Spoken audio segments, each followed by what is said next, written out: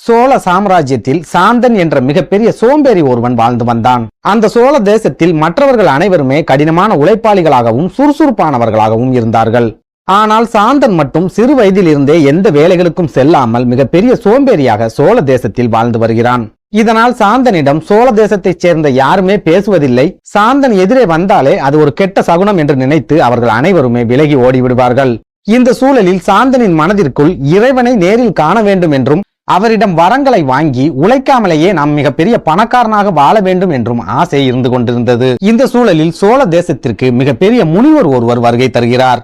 இதை தெரிந்து கொண்ட சாந்தன் முனிவரை சந்தித்தால் கடவுளை காண்பதற்கு வழி சொல்லுவார், அதன் மூலம் நாம் கடவுளை கண்டு மிகப்பெரிய பணக்காரனாக மாறிவிடலாம் என்ற எண்ணத்தில் முனிவரை போய் சந்திக்கிறான்.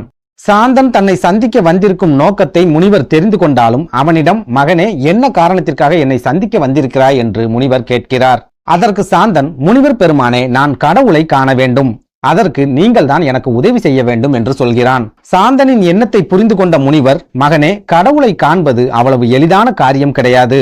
கடவுளை காண வேண்டும் என்றால் நீ ஐம்புலன்களையும் அடக்கியாக வேண்டும், ஆசைகளை துறந்தாக வேண்டும். அதைவிட முக்கியமாக உன்னை நீயே அறிந்து கொண்டால் மட்டும்தான் கடவுளை காண முடியும் என்று அந்த முனிவர் கூறுகிறார். உடனே சாந்தன் முனிவரை பார்த்து, என்னை நானே அறிந்து கொள்வதற்கு நான் என்ன செய்ய வேண்டும் முனிவரே என்று கேட்கிறான். உடனே அந்த முனிவர், நீ இந்த ஊரில் இருக்கும் குளத்திற்கு சென்று அந்த குளத்தின் தண்ணீரில் உனது உருவம் தெரிகிறதா என்று பார்த்து வா என்று சொல்கிறார். முனிவர் கூறியதை கேட்ட சாந்தன் உடனடியாக குளத்தை நோக்கி ஓடுகிறான். ஆனால் அது காலை நேரம் என்பதால் குளத்திற்குள் நிறைய எருமைகள் குளித்துக் கொண்டிருந்தன. இதனால் குளத்தின் தண்ணீர் மிகவும் கலங்கி போயிருந்தது. ஆகையால் சாந்தனால் தனது உருவத்தை அந்த கலங்கிய நீரில் பார்க்க முடியவில்லை. இதனால் சோகமாக மறுபடியும் முனிவரை தேடி சாந்தன் வருகிறான். அப்போது அந்த முனிவர் சாந்தனை பார்த்து, மகனே, கவலைப்படாதே, நீ மதிய நேரத்தில் அந்த குளத்திற்கு சென்று அப்போது உனது உருவம் அந்த தண்ணீரில் தெரிகிறதா என்று பார்த்து வா என்று கூறுகிறார். சாந்தனும் கடவுளை காணும் ஆர்வத்தில் அந்த முனிவரின் ஆசிரமத்திலேயே மதியம் வரை காத்திருக்கிறான். சரியாக உச்சி பொழுது வந்தவுடன் மறுபடியும் சாந்தன் அந்த குளத்தை நோக்கி ஓடுகிறான்.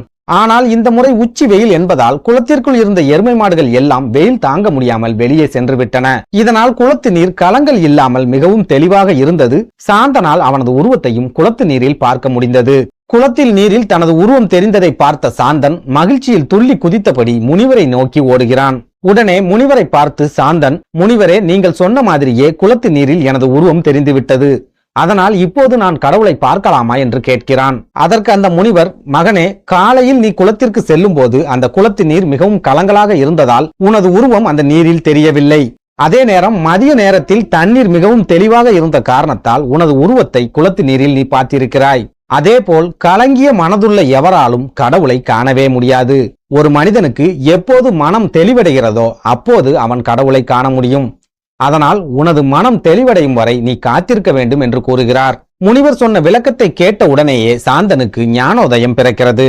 உடனே சாந்தன், இத்தனை காலம் உழைக்காமல் சோம்பேறியாய் இருந்து யாருக்கும் பிரயோஜனமில்லாத ஒரு வாழ்க்கையை வாழ்ந்து விட்டேனே என்று நினைத்து வருந்துகிறான். சாந்தனின் வருத்தத்தை புரிந்து கொண்ட முனிவர், மகனே, அடுத்தவருக்கு உபயோகமில்லாத ஒரு வாழ்க்கையை நாம் வாழ்ந்து விட்டோம் என்று நீ எப்போது வருத்தப்பட்டாயோ அப்போதே உனது மனம் தெளிவடைந்து விட்டது. அதனால் கடவுளை வெளியில் தேடாமல் உனக்குள்ளேயே நீ தேடத் தொடங்கு. மற்றவர்களுக்கு நீ செய்யும் உதவிகள் மூலமாக கடவுளின் அருள் உனக்கு கண்டிப்பாக கிடைக்கும் என்று கூறி அந்த முனிவர் சாந்தனுக்கு ஆசி வழங்கினார்.